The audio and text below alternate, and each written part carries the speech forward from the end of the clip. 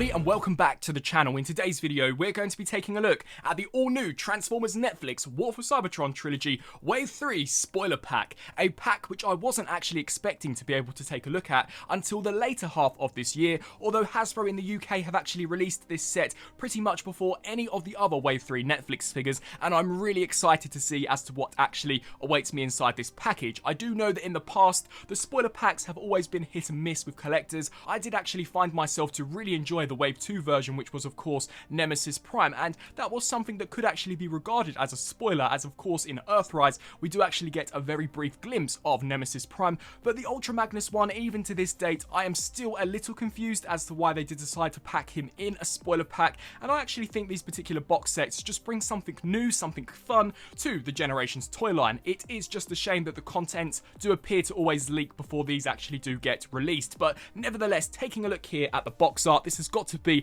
the best box art design we've gotten for one of these so far, and it is a shame that this does appear to be the third and final release that we shall get here for these Netflix spoiler packs. You can see the Transformers War for Cybertron logo there, spoilers inside, we've got all of the jungle vines as well as the moss growing throughout what appears to be an almost Cybertronian briefcase, and I really love how this looks. It definitely does give me Beast Wars vibes. As we spin around here to the side, I was really intrigued to see a very awesome image there of Siege Megatron with some chain attachments, as well as what appears to be perhaps an upgrade either to the fusion cannon, or this could in fact be some gladiator armor. You can see how this does appear to completely cover a little bit here of the chest region as well as the shoulder piece. I'm pretty certain that we shall get more answers when Kingdom does debut, I believe June or July of this year. And then as we take a look here towards the back, we still have that jungle motif with spoilers inside and the energon leaking throughout this particular crack. As we take a look here to this side, it's a little more interesting as far as the design is concerned, with the top of the box merely just having the handle and of course the Decepticon insignia.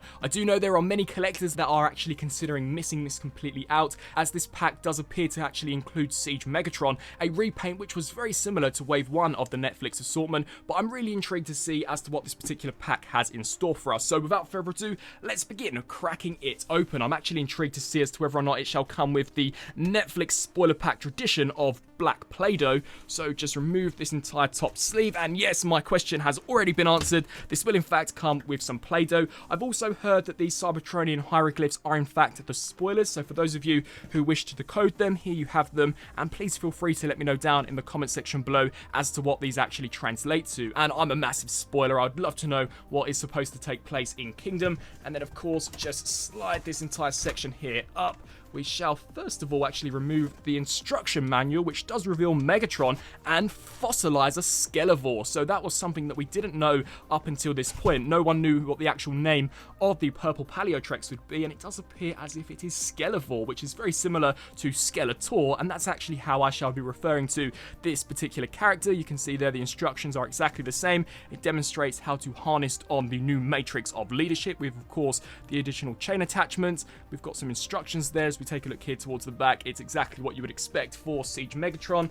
And then let's just slide this entire section out, and wow, this definitely does look super awesome. So unlike the previous spoiler packs, which I believe merely just came with a basic piece of cardboard, this has some really awesome graphics applied to it. So of course we've got the green moss, the Decepticon insignia, we've got their Skelevor, or as I shall be calling him, Skeletor. We've got the traditional Siege Megatron there with some enhancements to the paint applications, and it is very basic as far as the accessories are concerned. I'm not able to actually see where any of the new blast effects are supposed to be stored. They don't appear to be stored here in the bottom of the packaging, so I am wondering as to whether or not they are actually inside this, as before we did get the 3 Energon cubes. So I'm hoping that they are stored in this and that they didn't decide to just completely scrap them. So let's find out. Of course, we just want to peel this entire thing off. I did actually want to go through this review without opening this tub, but nevertheless we need to see what blast effects this comes with, and I'm really hoping that I don't pull this out and it is merely just the purple Energon cubes. And nope, yes, we do in fact get the blast effects, which looks super cool, and they've already been ripped open out the packaging. So this one is by far definitely supposed to be the Allspark. I did suspect this when I did my thoughts and analysis, and I can confirm that this does appear to be the Allspark based on its appearance from Siege, and I imagine how we shall see it in Kingdom. We also do get some other blast effects, such as these two blue versions. This one I think is the one that came with Slitherfang, and then this one here is also a very similar one to the one that came with Slitherfang. I'm not entirely sure as to where these are actually from. I think this one here is from Slitherfang, and then this one here is from that Battlemaster from Wave 1 of Earthrise. I'm not entirely sure. I think this one came with Sound Barrier, and of course we just have the Dark Play-Doh, which is super fun, but it's something that I personally am not a massive fan of, as it's very yucky. But nevertheless, let's crack all of the figures out of their cardboard prisons and take a look at what we actually get in this particular spoiler pack. And here we have Megatron and Skelevor opened up and out of the packaging, and for a pair of repaints, I actually believe that they have turned out really well, especially where Skelevor is concerned. Of course, for those of you who have picked up pretty much any of the previously released Siege Megatron figures, or maybe even the Wave 1 Netflix interpretation of the character, I think that this set perhaps will not be a must-buy for you, especially at its retail price point. This set does roughly retail for about £70 here in the UK, which for a deluxe and Voyager 2-pack is definitely on the slightly pricier side. But I have got to be honest and say that the repaint made to Megatron definitely does feel premium, much like that original Netflix version, and the Skelevor repaint just looks terrific. Honestly, I loved the Paleotrex mold, and to get it here in the translucent purple plastic, I am mind blown. And for those who maybe have been holding out purchasing a Siege Megatron, then I definitely think this set here is the best repaint that we have gotten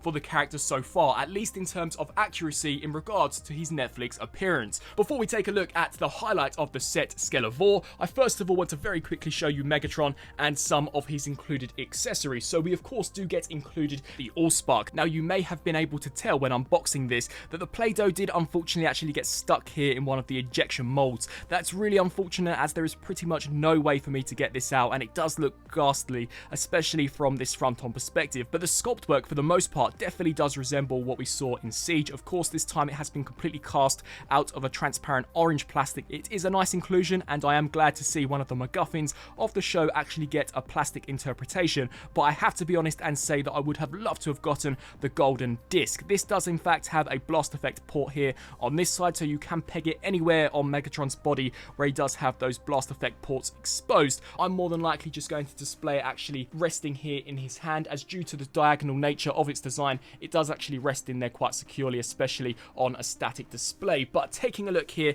at Megatron and one of the main accessories, which is of course a major spoiler for Kingdom, here we have the Matrix of Leadership fastened to his chest via these 4 chains. Now, if you shall recall, at the end of Earthrise, we do actually see Megatron rip the Matrix of Leadership from Optimus Prime's chest. So I guess this is how we shall see him walking around in Kingdom. It's rather unusual to see personally, but I guess Galvatron did it in G1, so it's not all that ridiculous. And if this does in fact turn out to be perhaps ammunition for Megatron, that will just make it all the more cooler. But you can see here we've got some really nice looking sculpt work going on. I love the paint work. I think the sculpt for the actual braces themselves too have turned out exceptionally well, and it is a nice inclusion to have actually applied to this figure, as it really helps to set him apart from some of the other Siege Megatron repaints that we have gotten in the past. It is very easy to remove. You can see how it is just simply held in via a few hooks, which do peg into some hollow gaps here at the top section of Megatron, and then of course here to the underside. So you just simply want to detach all of these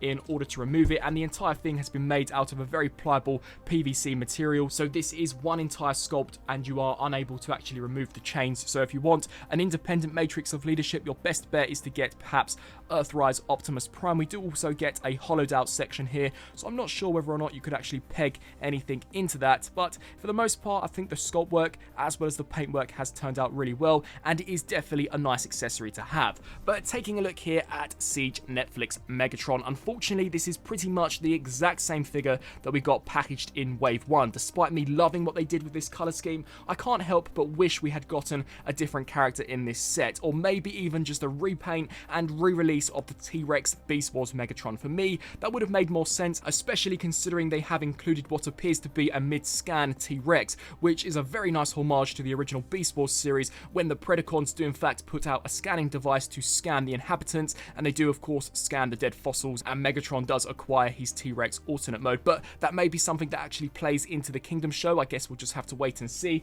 For a comparison, here we have our new box set version compared next to the Wave 1 release. Now they are pretty much identical. The silver used here on the 2-pack version is a little more vibrant, and of course the battle damage that we actually do get printed onto the chest piece is a little more more accurate when compared to this version, as we do see Megatron become impaled in Earthrise, and of course we do get this awful gash that we see him also get given to him in the show. So if you were looking for a 100% accurate version of Megatron, then this version here is probably the best figure to go with. But in the grand scheme of things, I don't think the difference is worth warrant double dipping, at least for the price point that Hasbro are charging for this particular box set. There really isn't anything else to go over with this particular figure. He doesn't come with any additional accessories other than the Allspark. You can see the silver here on the cannon is a little bit more predominant than compared to the original release, and we do also get included the sword, which becomes part of the tank turret. Now the only difference which I can tell here is that we get some metallic blue highlights. I can't find my original Netflix Megatron sword to compare it with, but that does appear to be the only difference. And of course, if you were so inclined, you could get this version of Megatron wielding it, much like we saw in Siege. But the main event of this set has got to be Skeletor, or Skeletor. I think this looks incredible. The transparent purple plastic complements the sculpt so well, and it's such a unique and distinctive, very original take on a character. I have also mentioned in previous Fossilizer reviews that I think Paleotrex is the best Fossilizer we've gotten so far, so to get this character repainted, honestly I was all for it and was going to pick up the set regardless. For the chest piece, we've got a very nice Predacon insignia with some amazing silver paint applications around this particular region. I also do love that now when you lift this entire faceplate up, it does reveal some exceptional detail, which has all been picked out with a magnificent metallic silver, black, and of course blue there for the eyes. As we take a look here towards the arms, we have the very asymmetrical design that we have all come to either love or hate here with Paleotrex. And taking a look here towards the legs, you can see how we do have a mix of both transparent plastic as well as solid plastic, which I think was a very good design choice, as of course it helps to reinforce some of the articulation joints such as the elbows, the shoulders, the hips, etc. And then taking a look here towards the back, you can see that it is exactly the same as Paleotrex, just this time cast in silver and purple black plastic. As far as articulation is concerned, we do get the swivel joint here at the head, swivel joints at the arms, we do get the rotation here at where the elbows are, 90 there, full rotation here at the waist, the legs can kick forwards that far, back to that far, out to the sides, rotation here at the thigh, 90-degree bend there at the knee, and then of course we do get the ankle rocker joint, which is situated slightly higher than perhaps I would like. This figure still does retain the same function as any of the Fossilizers, where you can actually break it apart, and a configuration which I actually really like to do here with this Skeletor is to take the hand here, peg that in, and I don't believe this mushroom peg was supposed to slide off, and then actually take this section, port this in here, rotate this around, and give him an almost blaster. This gives me Revenge of the Fallen / AoE Bumblebee vibes, and I think it works really well, and from a side perspective it definitely does create an entirely different look here for the character. So I think this is how I shall be displaying Skeletor here on my shelf. We also do get included 2 alternative blue blast effects, and much like you saw with the Allspark, these can be pegged onto any of the ports that are situated on Megatron, although I haven't found any ports here on Skeletor. In terms of actually armoring him up for Megatron, you simply just want to take the head here, pull it clean out to create a mace, and I would recommend collapsing the faceplate down.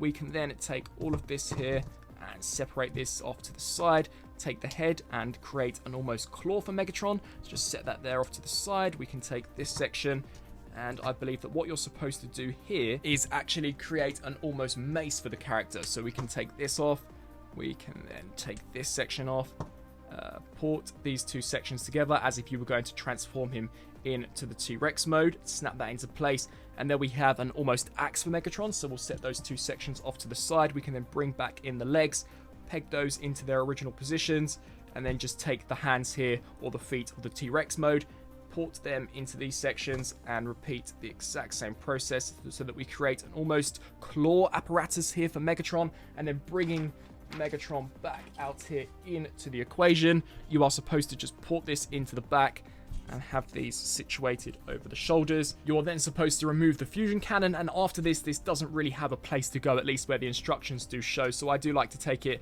and port it into this second port that we have on the back to create an almost G1 homage from the front. As you can see, we get the turret section there, and then just bring the claws up and over. We can then take this piece, peg this into the side of the arm to create a very miniature shield or perhaps armor for Megatron.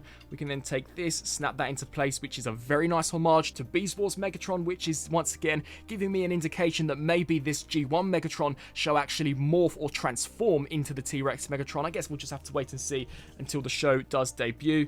And then just take this, port that in there, and then finally take the head, snap that into place, and there you have Siege Megatron fully equipped with all, if I can get this mace in there, with all of the Skelovore armor pieces. And it's a very nice concept. It works just as well as what we've seen from Kingdom, and I think this Megatron looks so awesome with these transparent purple pieces attached onto him. And before we take a look at both Skelovore and Megatron in their alternate modes, I just very quickly wanted to show the entire set in one accumulative figure. So of course we've got Siege Megatron, we've got the Skelovore parts attached, we've got the Allspark here on the shoulder, and the blast effects and the Matrix of Leadership attached there on his chest. When I actually look at this set as a whole through the camera, I cannot help but feel slightly ripped off by Hasbro, as I personally just do not see £70 worth of figures here. I know you are getting a Deluxe and a Voyager, but to me, I just feel like I was getting so much more bang for my buck with Ultra Magnus and even the Nemesis Prime. Whilst we were dealing with a Voyager class